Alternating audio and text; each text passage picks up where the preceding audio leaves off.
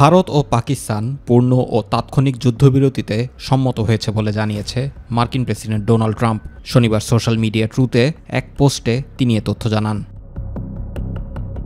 Trump তার পোস্টে লিখেছেন, আমি আনন্দের সাথে ঘোষণা করছি যে মার্কিন যুক্তরাষ্ট্রের মধ্যস্থতায় দীর্ঘ রাতব্যাপী আলোচনার পর ভারত ও পাকিস্তান একটি পূর্ণ ও তাৎক্ষণিক যুদ্ধবিরতিতে সম্মত হয়েছে। সাধারণ জ্ঞান এবং দুর্দান্ত বুদ্ধিমত্তা ব্যবহারের জন্য উভয় দেশকে অভিনন্দন জানান ট্রাম্প।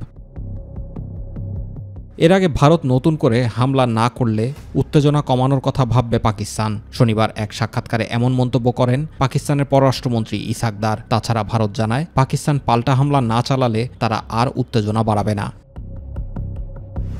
পাশাপাশি চলমান এ সংঘাত বন্ধ ও আলোচনার মাধ্যমে সমস্যার সমাধানের জন্য দেশ দুটিকে আহ্বান জানিয়েছিল যুক্তরাষ্ট্র ও বৃহত্তম অর্থনীতির দেশগুলোর জোট G7।